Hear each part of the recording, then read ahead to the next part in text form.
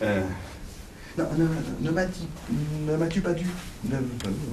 Ne m'as-tu pas dit qu'il dansait et que, je te cite de mémoire, hein, nos deux corps étaient faits pour aller ensemble comme s'ils s'étaient connus de toute éternité. Aucun rapport avec sa date de naissance. Pincé, Rosa ne dit plus rien. Je ne me peins pas les sacs falaises. Non, je reprends ma songerie agricole. Le silence est une nouvelle fois interrompu. Robert, c'est pas pareil. Et puis tu veux que je te dise... Oui, je dis oui, dis-moi. Il m'a séduite par son érudition, c'est tout. Je ressens un pincement au cœur. Être doublé par un danseur, art pour lequel je n'ai aucune affinité. Passe encore, mais par un intellectuel comme moi, c'est autre chose. Et puis j'aime pas les érudits.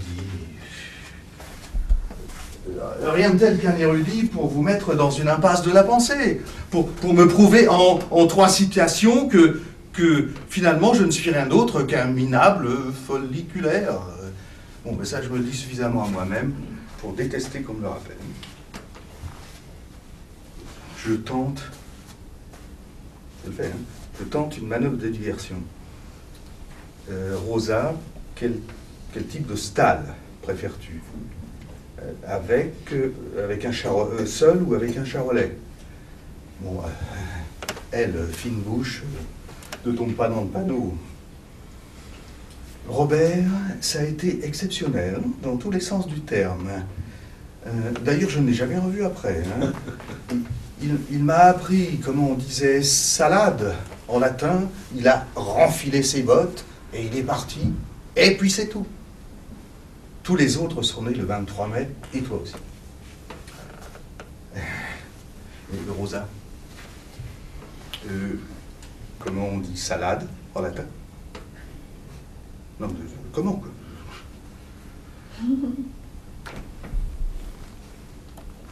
J'ai oublié. Devant tant d'impudence, l'envie me prend de l'amener directement à l'abattoir. Elle est tellement contente d'elle-même, tellement persuadée de la supériorité de ses arguments, qu'elle ne s'en apercevrait même pas. Au petit matin, la voilà qui revient d'un air buté. Ils m'ont appelé vilaine, fait-elle. Qui ça? Les 3 militaires. J'ai pas eu le temps de voir leurs épaulettes.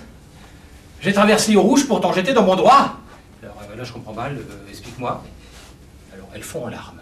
Alors, entre deux sanglots, j'arrive à discerner qu'ils sont arrivés à toute allure dans leur voiture rouge, et que manifestement, ils voulaient brûler le feu, rouge lui aussi, mais que le passage de la vache dans son droit sur le passage clouté les en avait empêchés. Et la pauvre vache, la vache qui n'avait rien fait, la vache au pas de sénateur, tranquille, inoffensive, paisible comme pas deux, ma vache avait été copieusement insultée. Alors, entre autres choses désagréables, on lui a dit qu'elle faisait obstacle aux intérêts supérieurs de la nation, qu'elle n'était qu'une grosse cougourde, et pire que tout, qu'elle était vilaine. Alors, ce mot, surtout, lui est difficile à supporter. De fait, chaque fois qu'elle évoque ce mot, ses longs cils tendres se chargent de larmes. Alors, pour la sortir de son émotion douloureuse, je lui demande « Dis-moi, Olga, as-tu une idée de la provenance des 3 Gugus ?» Si j'en crois la plaque d'immatriculation de Haute-Marne, c'était un 51. Oui, alors ça veut simplement dire que c'est une voiture de location. Hein. C'est là que la vignette est la moins chère. Oui, jusqu'à une époque récente, bien sûr. Mais c'est quand même un indice précieux.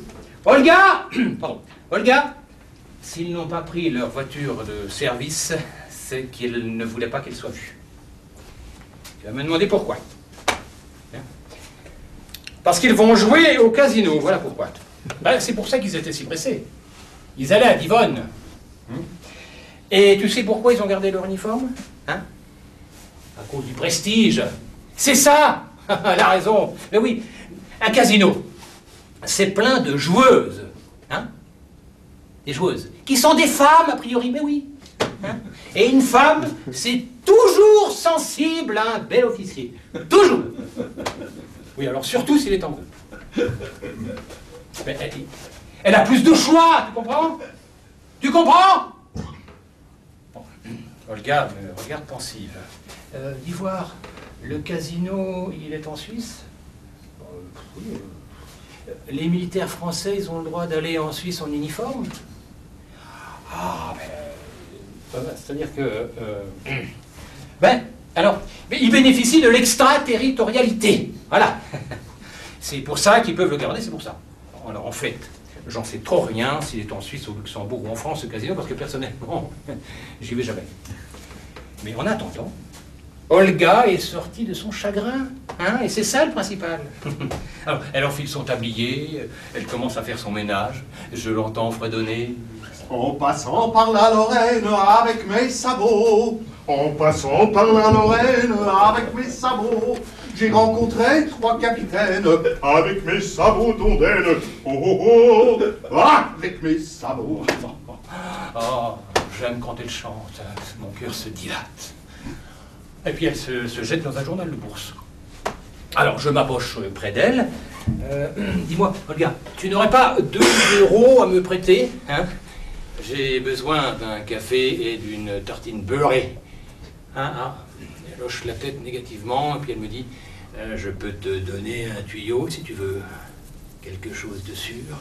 Ah ben, je prends. Mais en ce moment, je prends tout. Alors, American Can va baisser. Leurs usines, en tout cas celles qui fabriquent des boîtes de cornets de bif, vont bientôt sauter. Crois-moi, j'ai mes sources. Oh, tu peux y aller, c'est un tuyau sûr. Mon cœur bat plus fort. Serait-ce le début de ma nouvelle fortune?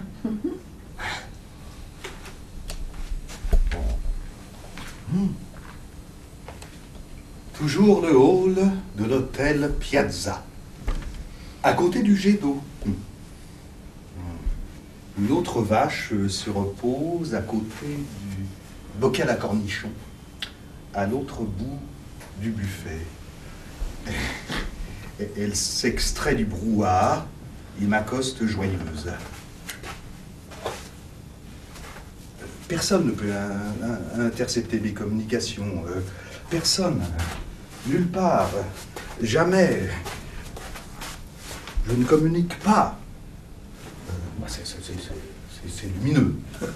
C'est lumineux, vraiment. Et à qui avez-vous déjà confié cela? À personne, personne. Vous êtes le premier à qui je le dis. Mais maintenant que vous le savez, je me demande ce que vous allez bien pouvoir en tirer. Oh, je me récrie. Elle peut avoir toute confiance en moi. Et non, visiblement, elle ne me croit pas. Elle a raison. À sa place, je douterais.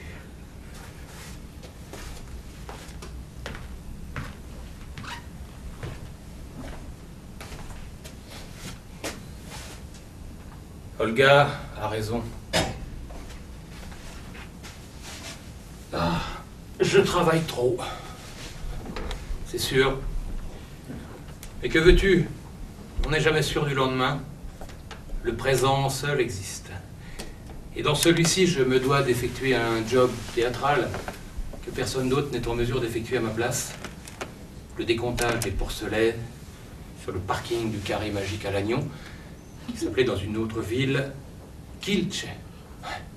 Kielce, ville aujourd'hui disparue, pleine de juifs à cafetan l'hiver et de marchands de légumes, surtout des poivrons, l'été. Qui se douterait que là, sur cet élégant parking à quelques pas de la rue principale, des cohortes de petits cochons roses déboulent de tous les côtés, invisibles à tout autre regard que le mien. Il faut pourtant que je les compte. Il y va de la survie du souvenir, de la survie des juifs barbus à cafetan, de la survie du commerce local des concombres et des choux-fleurs. En dessous d'un certain nombre, ce n'est plus la peine, m'a dit mon chef de service. Mais croyez-le ou non, jusqu'à présent, je trouve toujours davantage que ce minimum-là, toujours. Et mon boulot perdure.